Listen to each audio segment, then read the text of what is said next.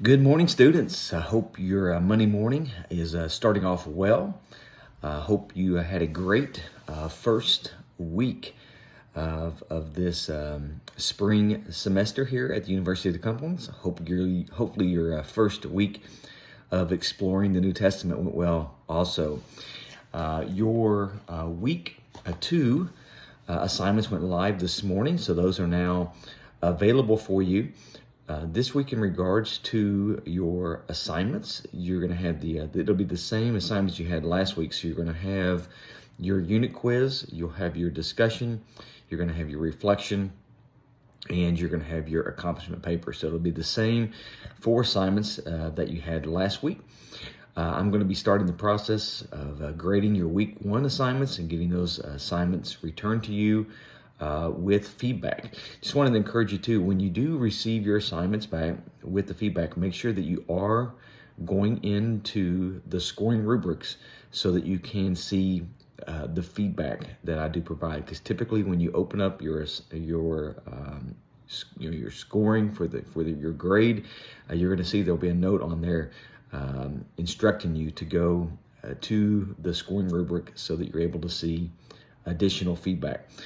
I strive to provide feedback on each section, because hopefully you've noticed that as I was pointing out in your assignments, that when you're answering your questions throughout the week with your assignments, not only are you answering the questions that have been presented to you, but you also are fulfilling the scoring requirements or on the scoring rubrics.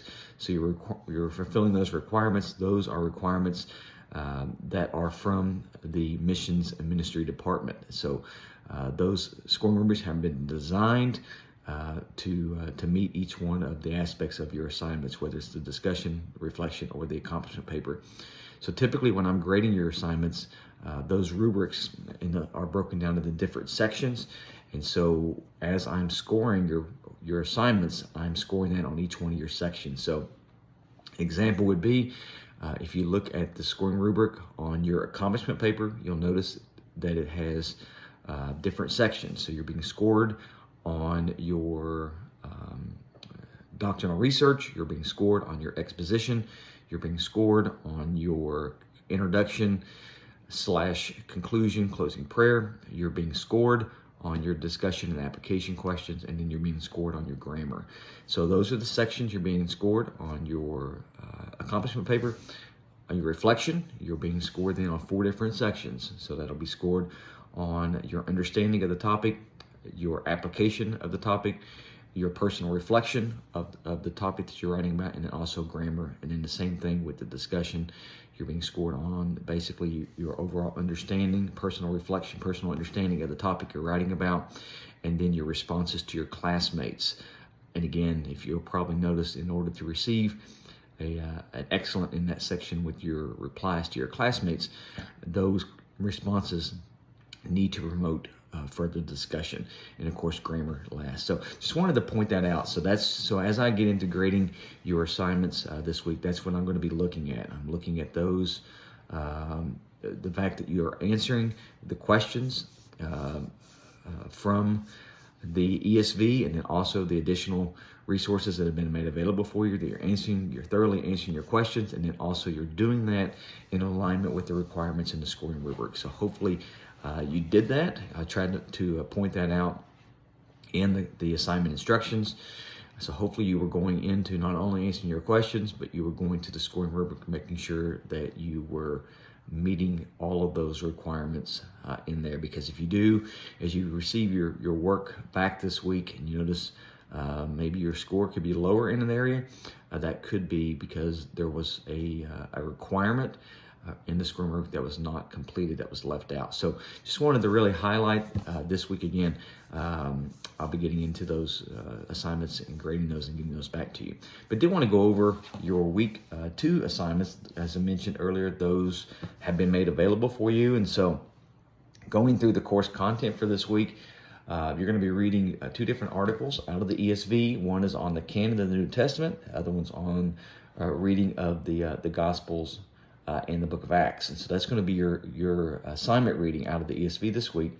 And then this week, you're going to be getting into reading through different portions of the Bible, different portions of books of the Bible. So this week's primarily, you're going to be focusing on the Gospel of Matthew and also the Gospel of Luke.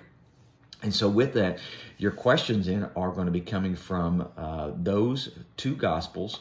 And so for actually, I think the Gospel of Mark also you're going to be reading through. Yes, Gospel of Mark as well. So you're going to be reading through those different three Gospels this week. And so for your discussion this week, you're going to be looking at the temptation of Christ that's coming from the Gospel of Matthew and the Gospel of Luke. And then you're going to be looking at the birth narrative of Jesus, which is primarily also coming from the Gospel of Matthew and then also the Gospel of Luke. And then you're going to be looking at the authority of Christ, Jesus' authority, and that's going to be focusing on coming from the Gospel of Mark. And again, those sections that you'll be reading are all listed there. Did want to highlight also as you get into specifically your scripture reading for this week, you'll notice when you're reading through the different portions of the Bible that have been assigned to you, there are footnotes also in the ESV Bible that are very helpful.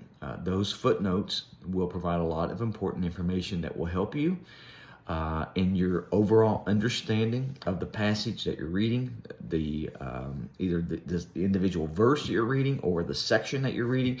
And then also those footnotes will take you to other books in the Bible that will also help you as you are answering your questions. So just wanted to really point that out to you, that as you're reading your assigned scripture reading, that you're reading the footnotes connected with those passages, as the footnotes will provide a lot of important information that will assist you as you are fulfilling your assignments this week and the weeks moving forward.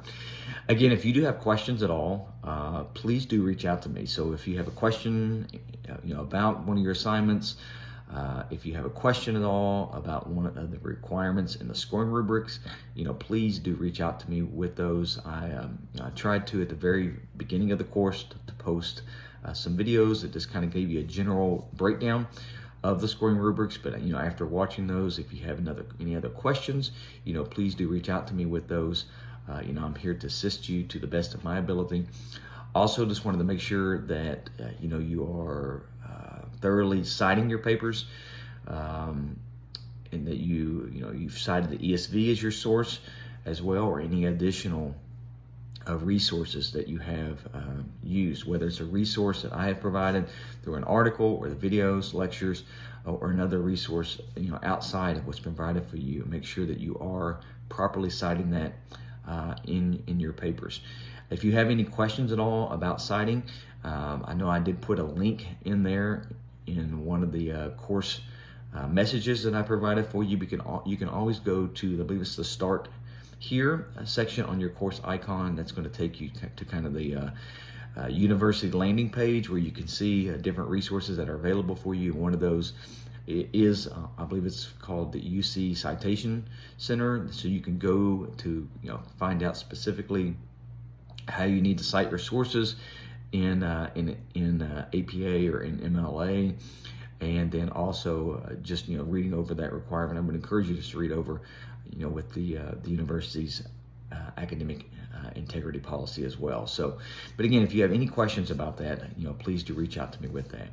With that, I hope you have a great rest of your day. I hope you have a great rest of your week. If I need to get another communication to you, I will definitely either post another video or I will use the course message center in order to get a message to you. Have a great rest of your day. Look forward to talking to each of you again soon.